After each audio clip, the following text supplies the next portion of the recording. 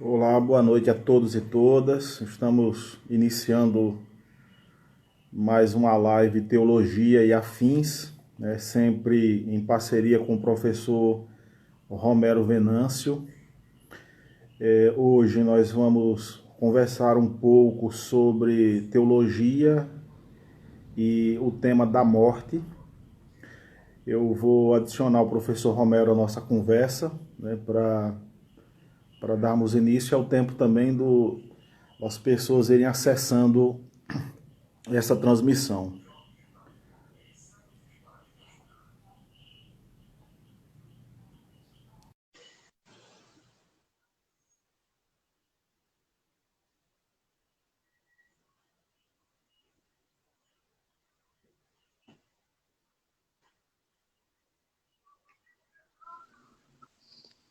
Pronto, pronto. Boa noite, Meu rapaz. Tudo bem? amigo Alexandre, boa noite, tudo bem? Tudo bem. Ótimo. Estamos um pouquinho de frio em Aracaju, né? Quando muda o clima aqui, rapaz, eu tive uma de garganta, não tive febre, fiquei com medo, porque eu moro só, né? Aí tive Ah, medo, vai o que é. Mas na verdade, no meu caso, eu acho que é o clima. É o clima, mudou o clima, eu entendi. tenho. Aí comprei de pirona, umas besteiras, umas coisas, tô um pouco melhor. Botei esse negócio palestino aqui no pescoço para evitar muito frio e tô tranquilo. É assim, mudou o clima, eu já sinto, entendeu? Entendi. E É, você, se- como tá? Tá bem? Família tá bem? Tudo Tranquilo? bem. Tudo bem, Que graças bom, a Deus. Tem um enteado que que bom. está com suspeita assim, de Covid, ele não sabe bem ainda, ele está em isolamento, mas vai O ver se seu faz o cunhado? teste. Meu enteado. Seu Enteado. enteado. Ih, vai É filho certo, da. seu enteado. Ele É, tem quantos anos? ele já é adulto, tem mais de 20, tem 20, 26 anos. Certo, certo, Aí ele está no certo, apartamento dele em isolamento, aguardando para fazer teste, para ver se é, se não é. certo. É Tomara que não importante o isolamento e os cuidados, né? Os é, cuidados e o isolamento, é importante. Muito bem. Olha, eu pensei, Alexandre, hoje, da gente começar fazendo uma reflexão sobre. Olha, eu confesso a você, na terça-feira, ontem, eu passei um dia muito mal, não só com essa imunidade baixa, né? Mas aham, quando eu soube da morte do João Pedro Matos Pinto. O menino tinha 14 anos, era ali da região de São Gonçalo, de uma periferia de São Gonçalo, no Rio de Janeiro. E no dia 18 de 5, sexta-feira, segunda-feira, ele foi assassinado, né? Eu confesso a ti que, veja bem, a gente tinha pensado o tema da morte, eu estava lendo alguma coisa sobre a morte, aí me vem a morte desse menino, um menino negro, não é? E eu confesso a ti, eu fiquei muito triste ontem. Eu chorei, eu fiquei muito emocionado, porque não tanto, veja, principalmente porque eu pensei nos pais dele. Eu pensei nos pais dele. Eu nunca vou esquecer, nunca. Uma coisa que minha mãe disse, ela só disse uma vez na vida. Eu devia ter uns, sei lá, uns 15, 16 anos. A gente estava numa mesa de jantar. Quando minha mãe, a gente soube de uma morte de alguém, de alguma pessoa da nossa idade, né? Eu sou o filho mais velho. E aí minha mãe disse uma coisa que eu nunca vou esquecer na minha vida. Olha, não é certo pai enterrar filho, é o contrário. Então, assim, eu quero que você me enterre, mas eu não quero enterrar ninguém. Ela disse, eu não sei se eu sobrevivo a enterrar um filho. Eu nunca esqueci isso que minha mãe disse, nunca, nunca esqueci. E é uma coisa que sempre me emociona. E segunda-feira eu fiquei pensando muito nisso.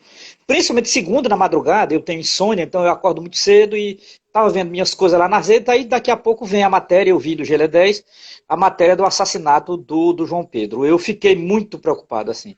Fiquei pensando nos pais dele, porque ele deve ter pai e mãe, ele tem 14 anos, ele deve ter tios e tias, ele deve ter avós, por parte de pai ou parte de mãe.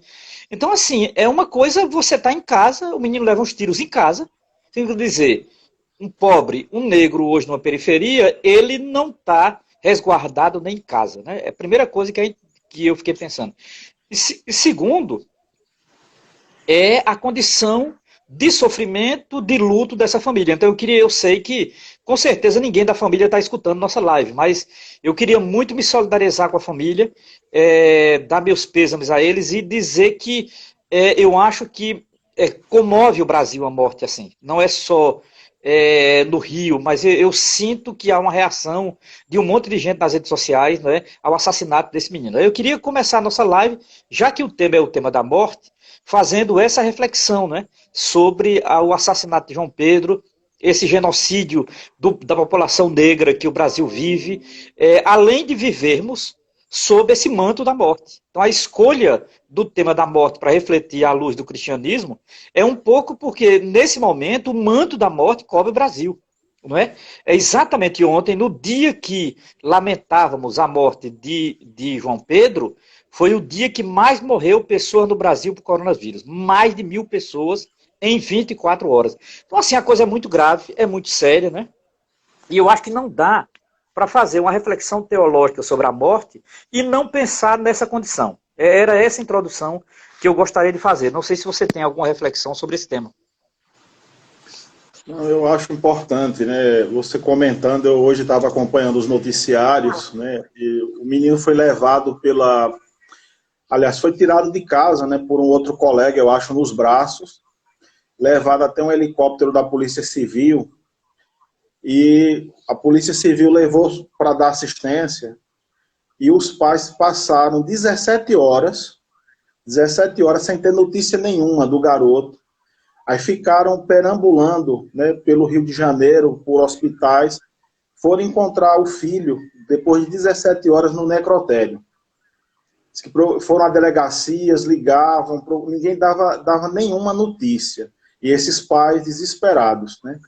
E encontraram por conta própria no necrotério, já o filho morto, né? Hoje alguém me mandou uma imagem, uma fotografia, né, capa de jornal, né, do pai debruçado sobre o caixão, né, numa atitude assim a foto muito forte, que ele parecendo que estava gritando, né, em sofrimento, em dor.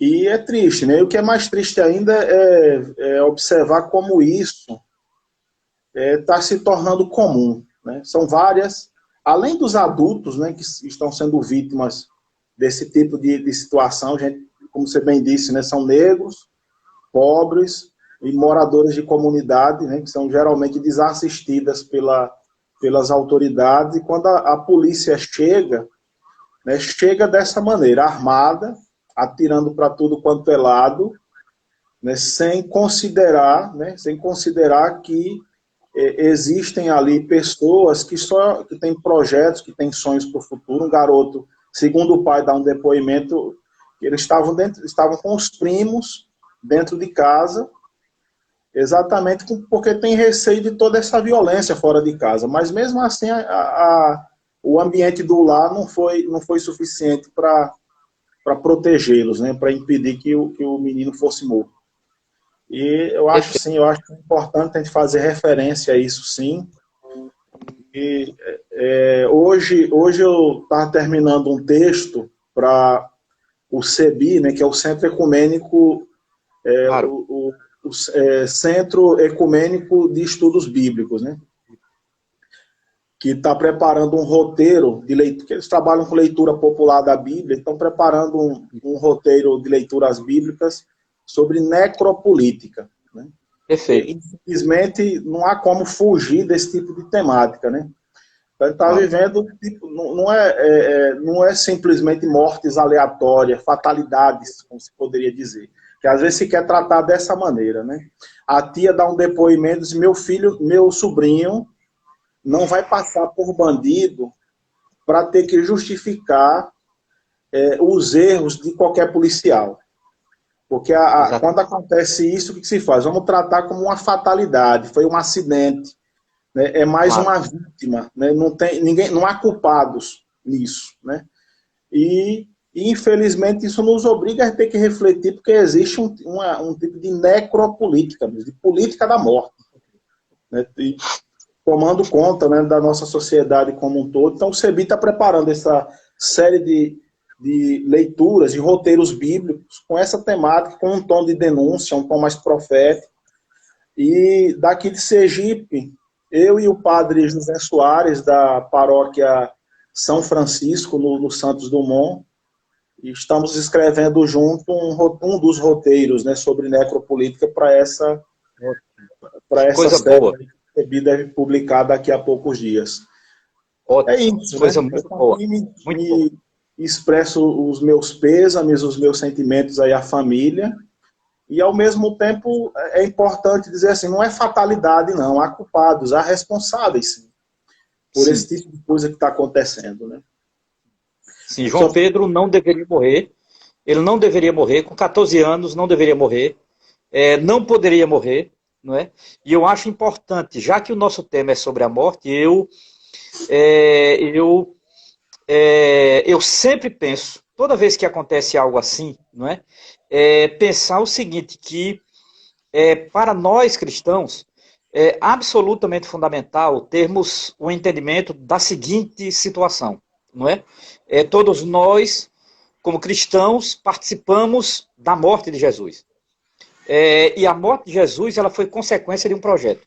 Então, assim, eu não concebo fazer uma reflexão. Eu poderia, por exemplo, fazer uma reflexão sobre a morte na filosofia, na minha área. Então, muitos filósofos, desde os gregos, que os filósofos se debruçam sobre a morte. Eu, pelo menos, sei de textos de Platão, Aristóteles, de Sêneca, de Cícero, Descartes na modernidade, ou Kant, ou Hegel, ou Marx, ou Nietzsche, todos os filósofos no século XX, todo o pensamento existencial de Heidegger, Sartre, todo mundo falou alguma coisa da morte. Eu acho que a gente pode até comentar um pouquinho aqui. Mas eu acho que há também uma abordagem cristã da morte, que eu acho que a teologia cristã, ela elaborou teoricamente, a partir principalmente dos evangelhos, e a partir da experiência pessoal e histórica de Jesus, digamos, a posição cristã sobre a morte.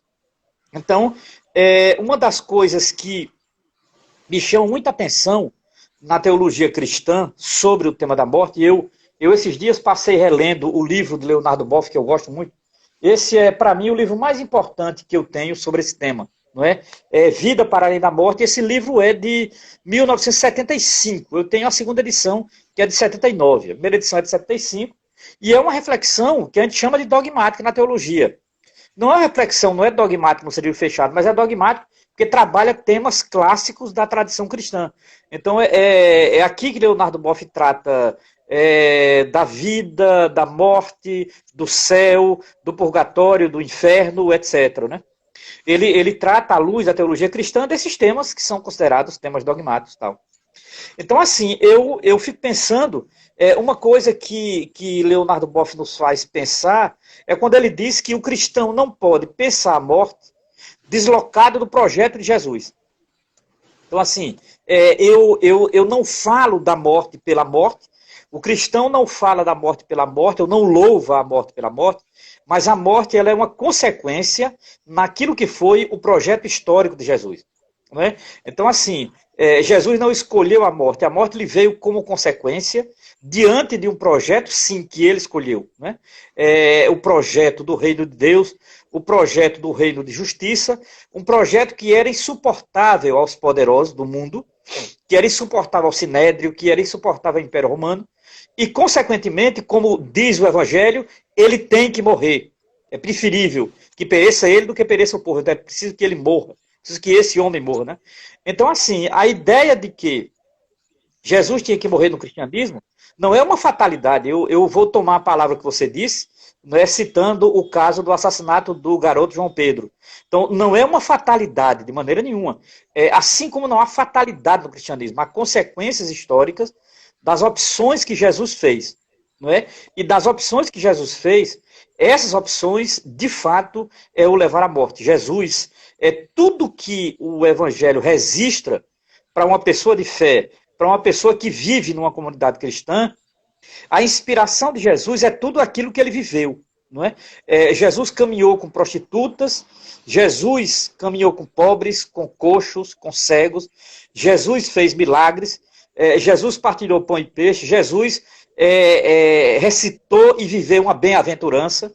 Então, nesse sentido, é isso que incomoda, não é, os poderosos do mundo. E nesse sentido, quando o incômodo de uma pessoa, de um profeta, quando esse incômodo se torna insuportável, a alternativa que eles têm é a morte. E no caso de Jesus, morte e morte de cruz, como diz a palavra. Né? Morte e morte de cruz. Significa dizer, morte e morte sob o sofrimento.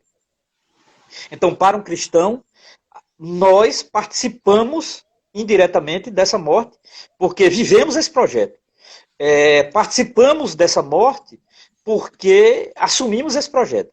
Agora, uma coisa que para mim é absolutamente fundamental, não é? Eu fiz uma vez uma disciplina em Belo Horizonte com um padre. Eu fazia na época o mestrado no começozinho dos anos 90, né? E eu queria muito ter aula com ele. Ele chamava-se Henrique Cláudio de Lima Vaz, conhecido como Padre Vaz. Era um jesuíta, filósofo, teólogo. E ele tinha lançado 2 livros sobre antropologia filosófica, em que no segundo volume da antropologia filosófica, o primeiro volume era o que ele chamava de histórico. Ele discutia a concepção antropológica de homem no Ocidente, de homem e mulher no Ocidente. A segunda parte era temático desse livro, eu nunca vou esquecer. Né? E ele trabalhava temas, né? Relativo era a relação entre antropologia e cultura, antropologia e finitude, e no último capítulo era antropologia e transcendência. Lima Vaz dizia uma coisa muito bonita que eu nunca esqueço. Ele dizia: o cristão, por mais que sofra e sofrerá, por mais que sinta dores como as dores do parto, como diz o Apocalipse, com ranger de dentes, gemer e ranger de dentes, por mais que sofra, ele sabe, a morte não tem a última palavra. Por mais que um cristão sofra, ele sabe que a morte não tem a última palavra. Porque nós, dizia Lima Vaz, ontologicamente, não somos feitos para a morte, mas somos feitos para a transcendência. Significa dizer, a última palavra da morte não é a morte, mas é a ressurreição. Não é? E aqui eu acho absolutamente fundamental. Para mim, a diferença... Eu, por exemplo, quando dou aula de filosofia, eu não posso fazer essa reflexão, não é justo fazer essa reflexão. Então, assim, a morte, ela trabalha no campo da finitude e eu trabalho como os filósofos trabalham. No campo da teologia, eu não posso fechar a condição humana, porque para um cristão é absolutamente fundamental que a morte seja um campo de abertura para a transcendência. Da transcendência a qual nós chamamos de ressurreição. Né? E o apóstolo Paulo, ele arrematou bem. Para mim, a melhor definição teológica inicial daquela primeira comunidade cristã foi do apóstolo Paulo. Ó morte, onde está a tua vitória? Ó morte, onde está a tua vitória? Significa dizer, se nós não ressuscitamos, vã é a nossa fé. Eu termino, antes de dar a palavra a você, pensando também num teólogo católico que eu leio muito e admiro muito, sou muito inspirado por ele, que é Karl Rahner. É um teólogo alemão, Karl Rahner. Karl Rahner tem um livro chamado Curso Fundamental da Fé. Curso Fundamental da Fé, Karl Rahner, editora Paulus. Esse livro, ele me marcou muito. Inclusive por uma coisa que ele diz lá quando vai tratar da ressurreição. Ele, inclusive, usa termos que eu diria muito duros para um católico. Ele diz assim, olha, se um dia descobrirem cientificamente que, por exemplo, Maria ou Nossa Senhora teve mais 3, 4, 5 filhos, casou, etc e tal, isso não muda em nada a minha fé. Se um dia descobrirem que Jesus casou, teve filho, isso não muda em nada a minha fé. Se um dia descobrirem que a igreja errou, isso não muda em nada a minha fé. Mas, se me provarem que não há ressurreição, vã foi minha fé, acabou. Então aí eu posso, digamos assim, tirar meu jegue do sereno, porque a fé já não tem mais sentido. Né? Então o Karl Rahner diz isso porque ele diz que a fé tem hierarquias. Não é? Ele quer demonstrar que a fé tem hierarquias. E no topo da hierarquia está exatamente a experiência do ressuscitado. Sem o ressuscitado, não há sentido algum à vida e a morte passa a ter a última palavra. Então, nesse sentido, eu vejo, não é toda vez que morre alguém, injustamente, como o caso de João Pedro, não é? Como cristão, eu acho que cabe nos refletir como essa morte participa da morte de Jesus. Né? E como, participando da morte de Jesus, ela está no horizonte, na esperança da ressurreição. Né? Então, essa é a nossa esperança. É um canto lindo, era um dos cantos que me emocionava muito, né? Quando eu fazia minhas atividades religiosas católicas. Eu trabalhei numa comunidade, numa paróquia em São Benedito do Sul, e eu lembro que uma vez morreu um pessoal lá de uma maneira trágica, e foi feita uma celebração. e o povo quis cantar uma música que eu nunca esqueço, nunca esqueço. É assim: a certeza que vive em mim é que um dia verei a Deus. Contemplá-lo com os olhos meus é a felicidade sem fim. Para mim, essa é a melhor definição de ressurreição que tem. É um canto, geralmente é cantado exatamente em momentos de luto, de morte, né? Então, nesse sentido, a morte no cristianismo aponta exatamente para um sentido profundo para a vida. Então, assim, um cristão que não consegue fazer da morte um momento de reflexão profunda, ele de fato não é cristão. Ele pode ser outra coisa, ele pode ser o que ele quiser, pode ser qualquer coisa, mas cristão não é. Um cristão que ri da morte alheia, é um cristão que debocha da morte alheia, ele pode ser tudo, menos um cristão. Ele é outra coisa, ele assume outra coisa, porque cristão não é. Então, nesses dias em que nós estamos sob esse manto da morte, por conta do coronavírus, eu tenho pensado muito, né, de como a tradição cristã que eu faço parte reflete sobre a morte, qual o sentido dela e qual o horizonte que ela aponta. Bem, inicialmente é isso, meu amigo Alexandre. Como é que você está pensando aí? Concordo perfeitamente. Eu vi algumas pessoas entrando aí dando boa noite, e alguém perguntou sobre os roteiros do CEBI. O pessoal acho que está terminando, né, esses roteiros, mas quando estiverem prontos, eles saem como um livreto que podem ser comprados através do site do CEBI. Perfeito. Então, estarão disponíveis. E quando sair, eu dou um jeito de divulgar aqui pelo Instagram, para quem tiver interesse. Alguém postou aí uma pergunta. E voltando ao assunto, Romero, eu concordo perfeitamente. Né?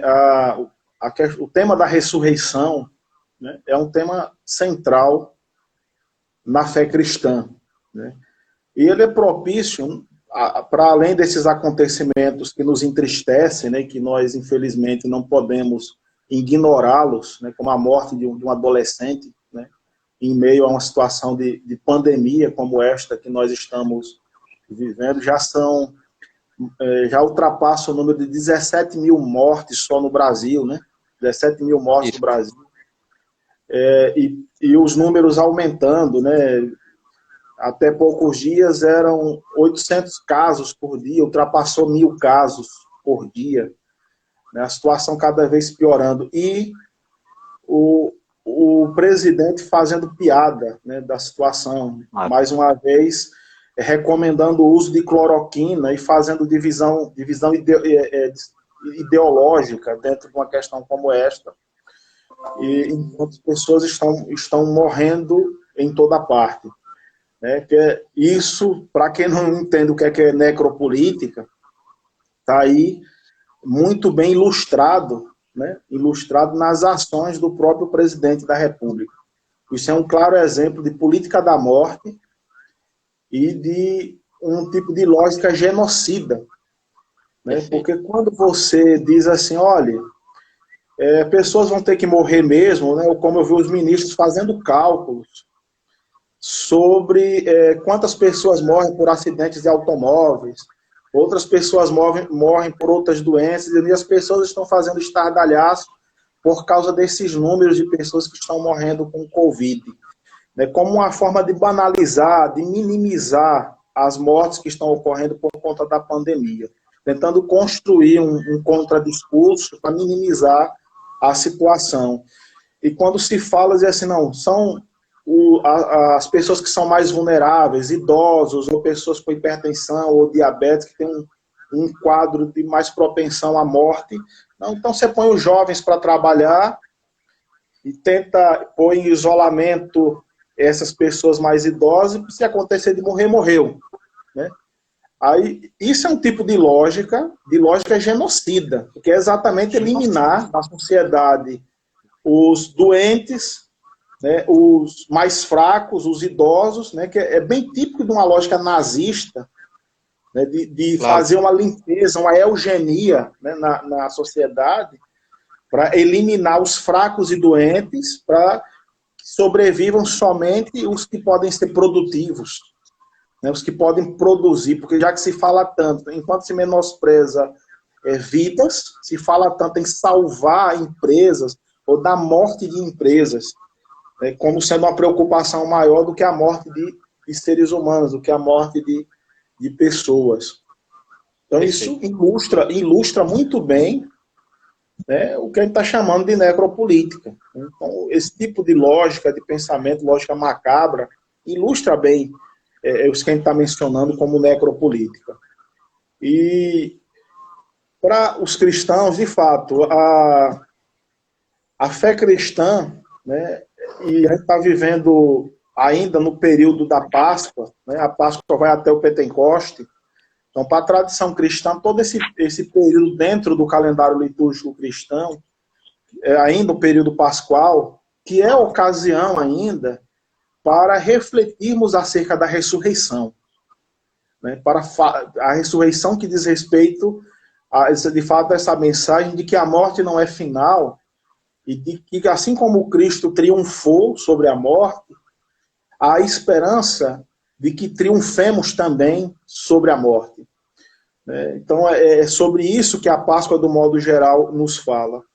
Além do período no calendário litúrgico, a cada domingo, né, quando os cristãos se reúnem para a missa ou para as suas celebrações, a liturgia, o centro da liturgia cristã, e tem a Eucaristia, liturgia da palavra e a Eucaristia, né, a liturgia da palavra herdada da tradição da sinagoga, da tradição judaica, de ler os textos sagrados publicamente, mas a Eucaristia é o elemento tipicamente cristão, é a Páscoa dominical, porque é ali que, novamente, por meio do ritual, a cada domingo, os cristãos estão, de uma certa forma, encenando, né, o nascimento, a vida, sofrimento, morte, né, o martírio e a ressurreição de Jesus Cristo enquanto Filho de Deus,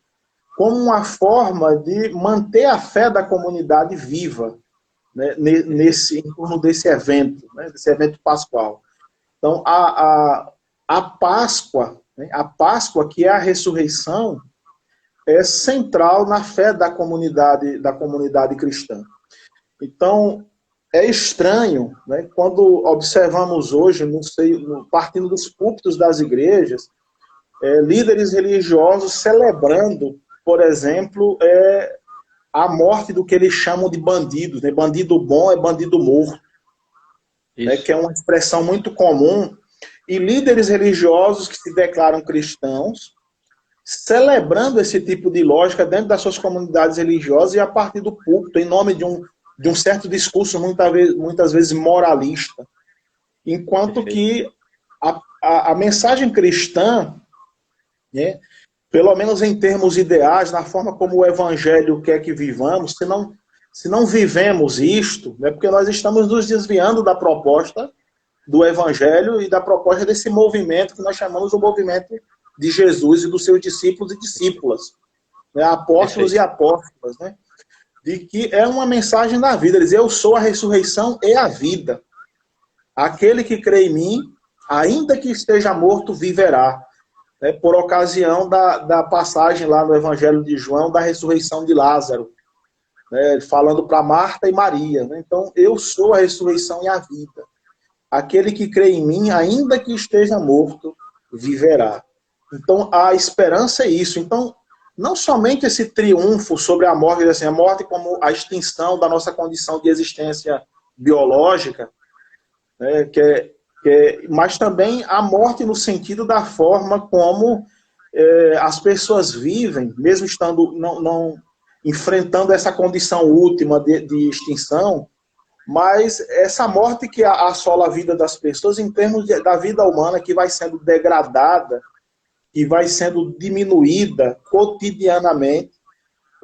Pode não ser a morte que se dá num único golpe, num ato de assassinato, né, mas eu pensando no mandamento do não matarás, e Jesus interpretando o mandamento diz, olha, quando você ofende o seu irmão, quando você diz determinadas palavras para o seu irmão, você já quebrou o mandamento. Ele está dizendo com isto o quê? Não é simplesmente o assassinato, mas tudo aquilo que se faz, que mesmo antecedendo o ato mais brutal do assassinato, mas matar as pessoas aos poucos, já se constitui desobediência ao mandamento de não matar.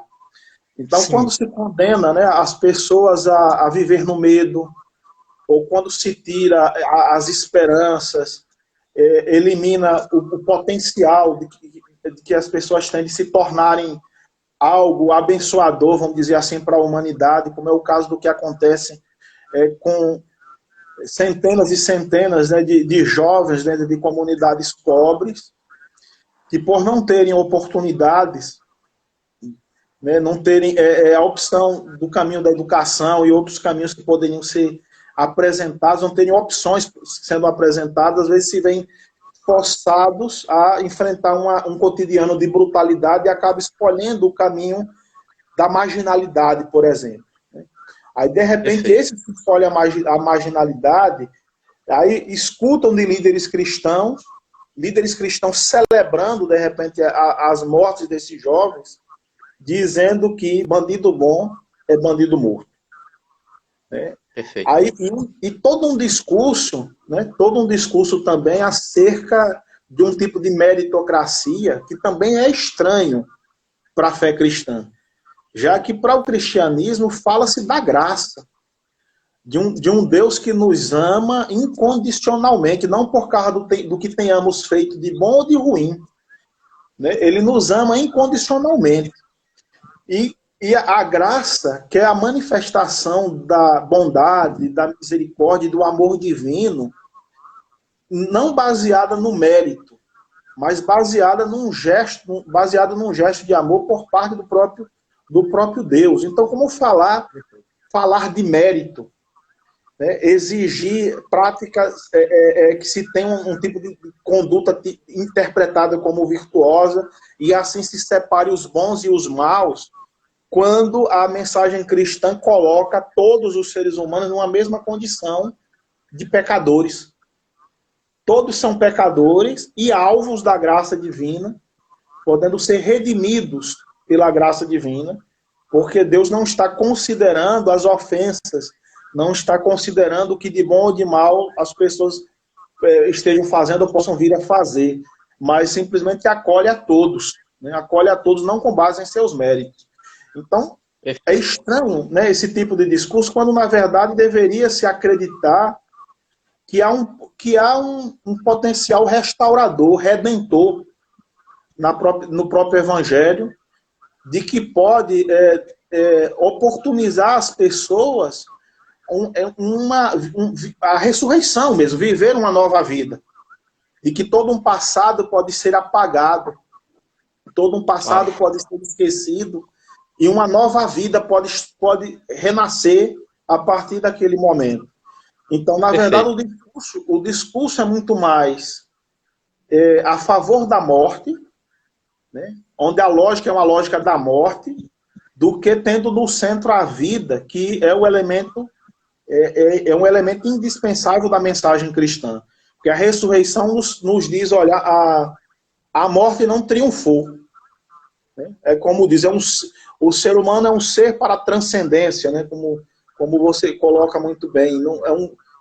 A morte não extingue, né, a nossa condição de existência, mas a oportunidade de vida.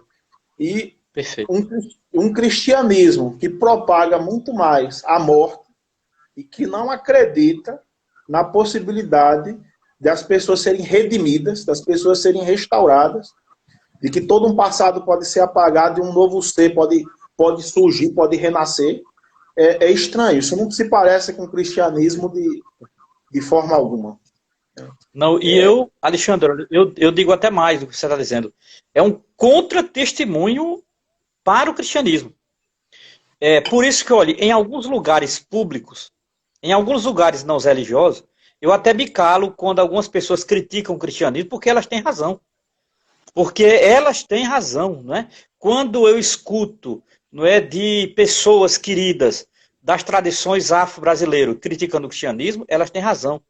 Quando eu escuto pessoas de outras religiões não cristãs criticando a prática dos cristãos, eu concordo plenamente. Então, assim, é difícil porque é um cristianismo que adotou uma cultura de morte, é um cristianismo que adotou essa obsessão necrológica pelo dinheiro.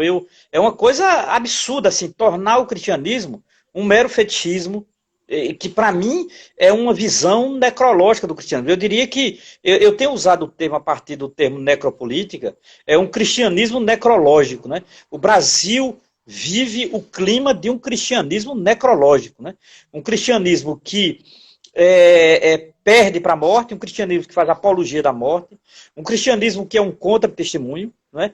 Um cristianismo que, na verdade, está muito distante da Bíblia, seja no seu Antigo Testamento ou no seu Novo Testamento, que está muito distante de um magistério da igreja, que está muito distante de uma teologia cristã moderna, que, na verdade, e isso eu tenho pensado muito nisso, porque são temas como este, no caso o tema da morte, que faz com que a gente perceba o sentido do cristianismo.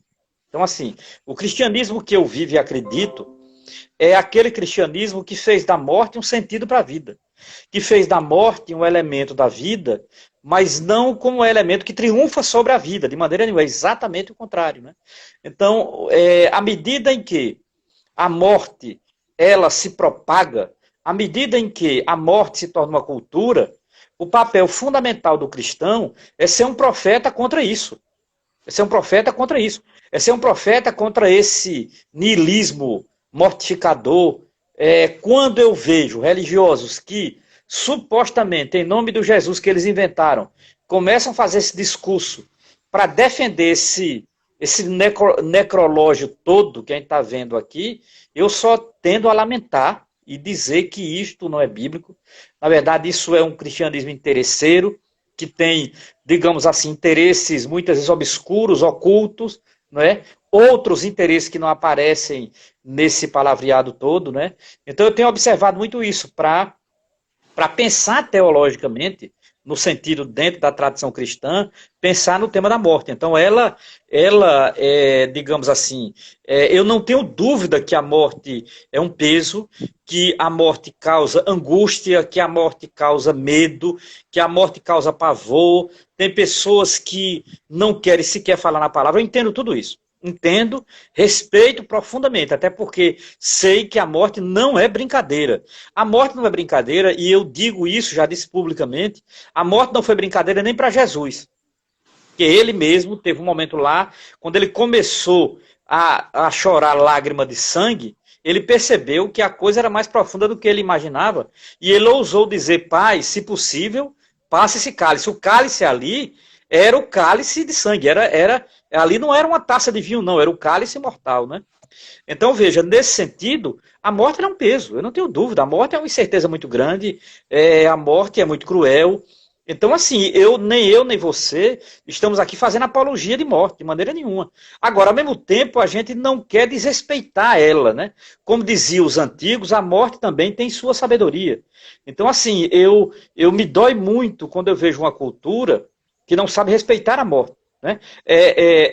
Como diz um amigo meu, olha, a incapacidade de luto de uma civilização, de uma sociedade, de uma cultura, diz muito dela mesma, diz muito do que ela é. Quando um povo é incapaz de enlutar-se, é porque esse povo é incapaz de transcendência. Esse povo é incapaz de solidariedade, é incapaz de um convívio, é incapaz de um comportamento civilizado, entende? Olha, a morte, ela nos faz pensar, inclusive, nisso, né? De como é importante saber, porque a morte está intimamente ligada ao luto, né?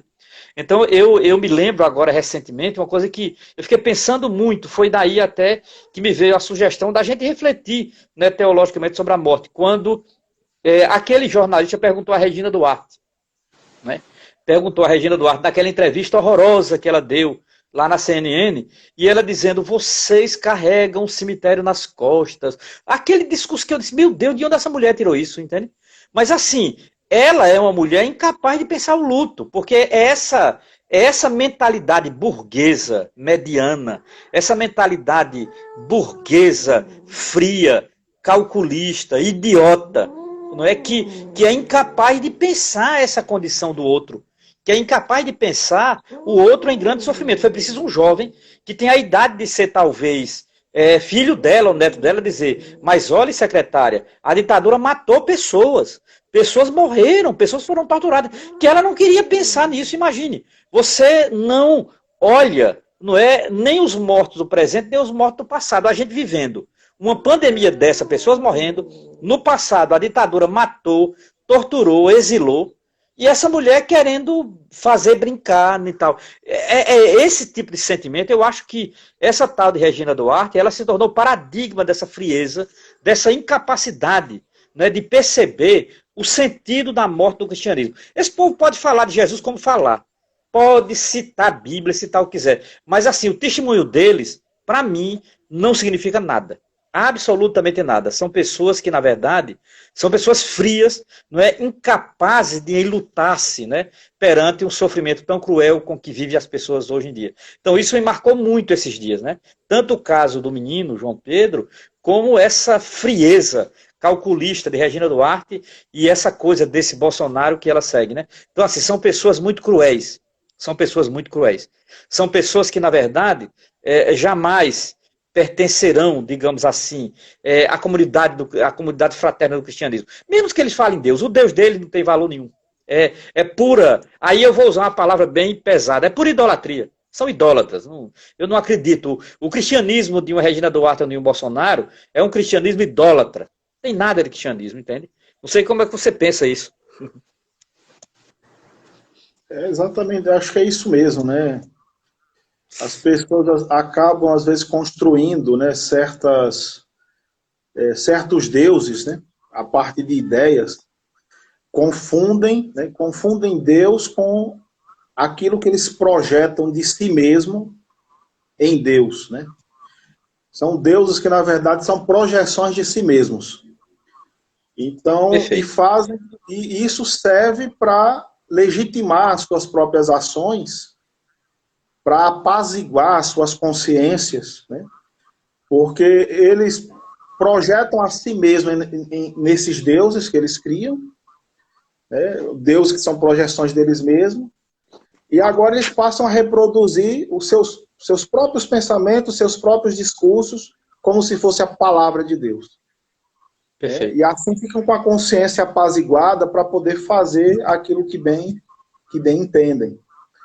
E esse é o lado perigoso, e aí dá para se entender quando as pessoas denunciam, né, percebem, né, o malefício desse tipo de religião, né, dessa perspectiva religiosa, e denunciam. Acho que o erro, muitas vezes, é quando isso é generalizado, né? Muitas vezes ocorre de não conseguir perceber que nem tudo na religião é isso. Né? Perfeito. Há esse lado dentro das religiões, não só no cristianismo, como nas outras religiões também. As pessoas, o Rubem Alves dizia assim, são indivíduos que sentiram o cheiro, né, o cheiro do sagrado e ficaram inebriados. Né? Ficaram como se estivessem drogados. Né? E dali para frente começam a fazer qualquer tipo de loucura, achando que estão fazendo a vontade de Deus. Então tem muita gente que se coloca como tradutor ou porta-voz, né, do próprio Deus, sem nem a pretensão, sem nem assim, um receio sequer de considerar estarem equivocados.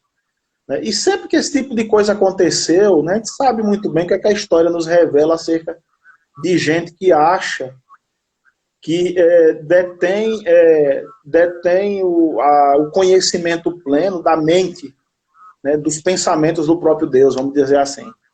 E, na verdade, não conseguem perceber que aquilo que eles acham que é vontade divina é nada mais, nada menos do que as suas próprias vontades projetadas, né? Projetadas num ser transcendente e que, na verdade, retorna como uma forma de num círculo vicioso, alimentar, né, essas paranoias, essas taras, essas tendências doentias, né, que estão muito presentes na condição humana e que o ser humano precisa muito bem estar se policiando o tempo todo para não cair nesse tipo de armadilha. E isso serve para todos. Né?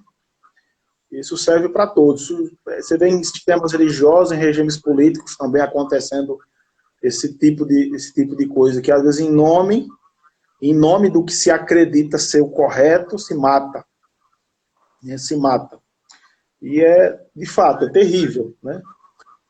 E acredita-se, né, que com isso se institui um ideal de país, um ideal de sociedade, né, de sociedade perfeita a partir de um padrão para a cultura, um padrão de moralidade, um padrão de uma série de outras coisas, e o mesmo também para a religião, né, para se eliminar a nossa realidade, religiosamente falando, é plural. O mundo é plural, né? Há diversas crenças, diversas religiões. O próprio cristianismo também é plural. A forma como as pessoas lidam com o elemento da fé cristã e ressignificam e reinterpretam isso. Aí vem alguém que quer simplesmente eliminar vozes discordantes, afirmando que detém o entendimento do que Deus deseja de fato para a humanidade, né? Para um país. Perfeito. Né? Elabora um projeto de nação com base dessas coisas, eliminando tudo aquilo que pode lhe fazer oposição, né? E pode lhe confrontar. E é isso que se quer. Com educação, nós estamos vendo isso acontecer com o Ministério da Cultura hoje no Brasil, né? Esse tipo de coisa acontecendo. Numa situação como essa da saúde, né? Você vê que você não consegue parar um ministro da saúde, manter um ministro da saúde do cargo, porque qualquer ministro da saúde com formação na área médica e que seja de fato uma pessoa sensata, primeiro não deveria nem aceitar o cargo, nem aceitar o emprego nessas condições. Porque para aceitar, eu não posso aceitar essa função, a não ser que de fato o governo esteja disposto a ouvir, a se abrir para a razão. E se não há, porque se aceitar e for honesto, né, com a sua formação, será demitido ou será forçado a pedir demissão. Claro, é o que aconteceu. Não tem outro caminho. É o que vem acontecendo. E é o que está acontecendo. Você olhou o nosso tempo aí? Há pouco, faltavam, acho que está na faixa de uns 10 minutos, eu acho que deve estar faltando. Vá falando aí, eu vou pegar um relógio aqui para deixar aqui perto. Eu gostaria de refletir com as pessoas, porque o nosso tema é o tema da morte à luz da teologia cristã.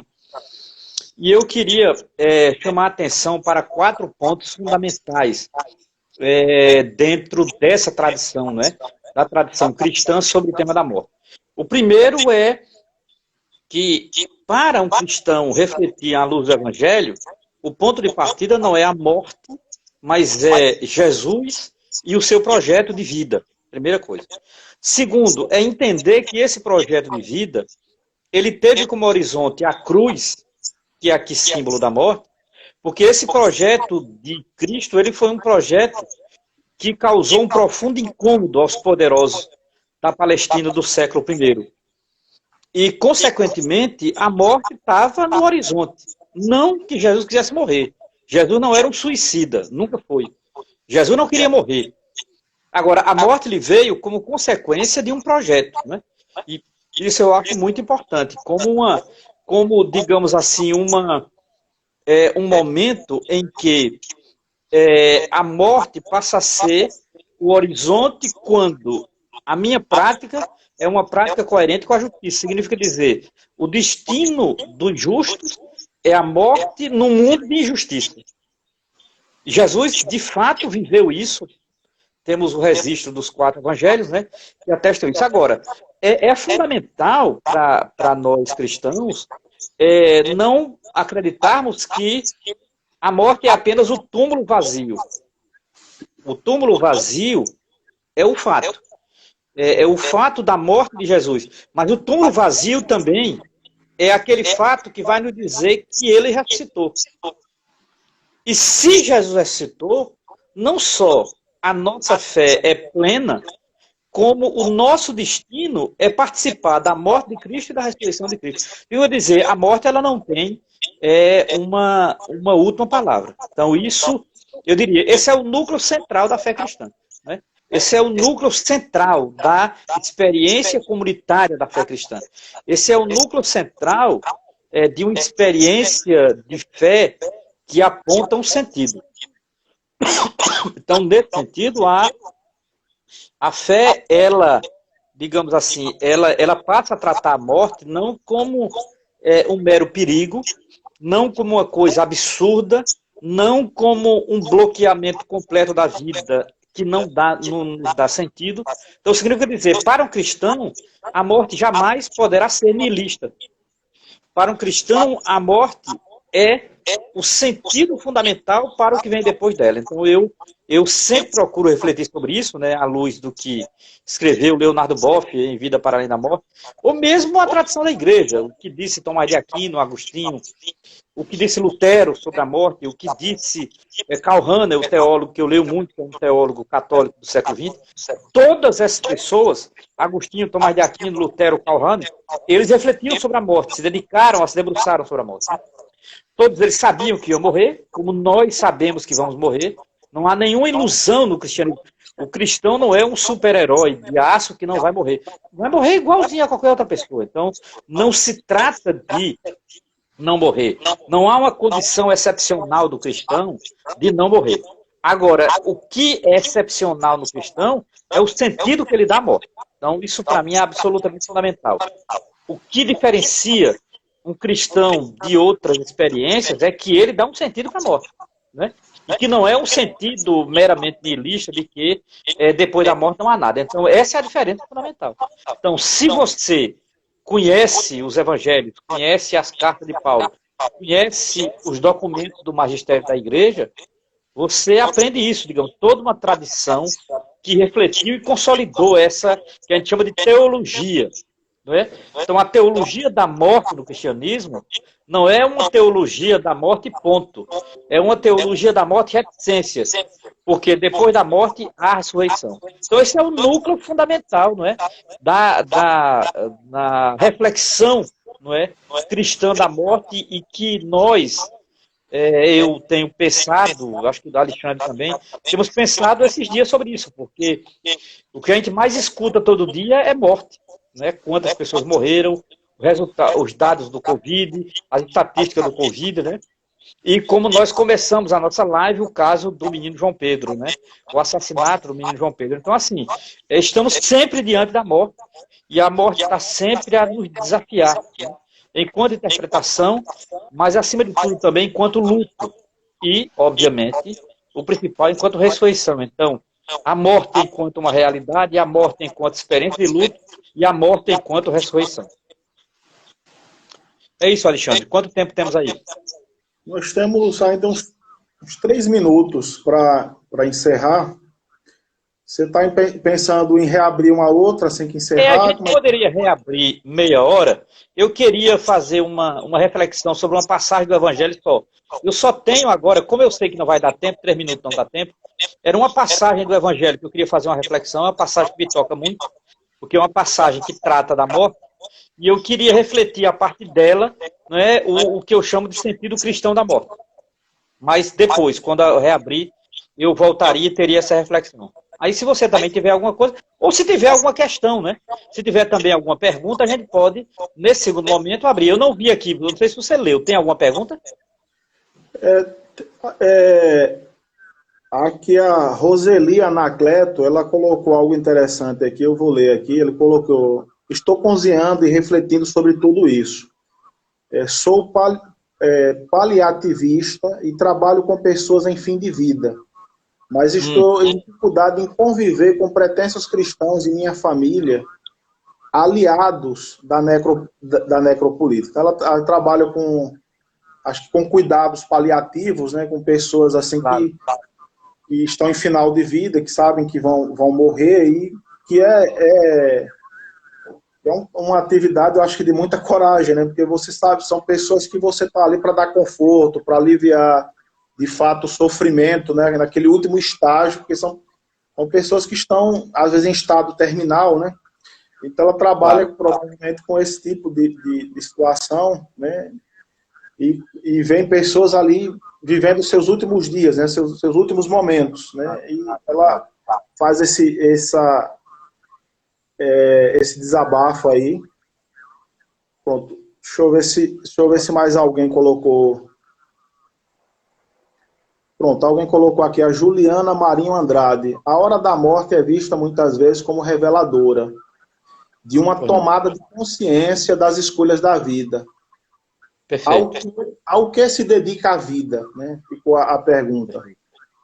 Né? Perfeito. Então a gente pode retomar quando fechar a live e você abrir de novo, a gente pode retomar essa questão. Eu tenho essa observação no Evangelho e tenho também, para terminar, uma indicação de um livro.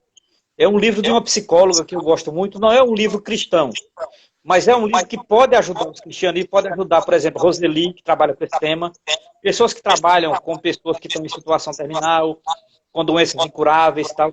Eu tenho um livro que ajuda muito, eu tenho pensado muito desse livro, e quando nós terminarmos agora e abrimos a live, eu vou trazer o livro e mostrar aqui, e indicar para quem tiver interesse. Beleza? Beleza, então a gente avisa. Acho que daqui a pouco deve estar encerrando. Aí avisando só o pessoal que tá acompanhando que assim que essa live findar, porque ela tem uma duração de 1 hora, aí daqui a pouco abre a contagem, né, para encerrar, não é nem por escolha nossa, ela automaticamente fecha. Aí na sequência a gente reabre uma nova live para fazer esses encerramentos um pouco mais, uma live um pouco mais curta, como o Romero está colocando. Aí o meia hora, isso, uma meia hora. Meia hora, isso. Eu acredito que dê, meia hora, eu acredito que dê, né? Eu acho para a gente fechar essa reflexão, que é uma reflexão muito importante hoje em dia, né? Um momento, a gente está vivendo isso, né? Eu acho que é importante, eu acredito que médicos estão pensando nisso, antropólogos estão pensando nisso, marxistas estão pensando nisso, ateus estão pensando nisso, porque esse tema da morte, ele virou uma cultura no Brasil por conta do Covid-19, né? O Covid-19. Então, de qualquer maneira, requer uma série de abordagens. E eu acho que os cristãos e a teologia cristã têm algo a dizer sobre isso. Eu acho que é legítimo, entendeu? Eu acredito, é legítimo, é importante que o cristão tenha algo a dizer sobre isso. Eu acho importante, eu defendo. Sim, é verdade. Tranquilo. Então já tá quase encerrando aqui. Aí a gente pronto reabre uma outra. Acho que já daqui a pouco tá abrindo a contagem. Aí eu vou fechar. Eu vou fechar e a gente reabre uma outra nesse período aí de uma meia hora. Daqui a 2 minutinhos aí volta. 2, 3 minutos voltando. Tomar uma água, um cafezinho, para o pessoal não dispersar, né? O pessoal acessa novamente. Eu também tinha umas leituras aqui para indicar, como você também vai fazer isso. É só isso. Fecha agora.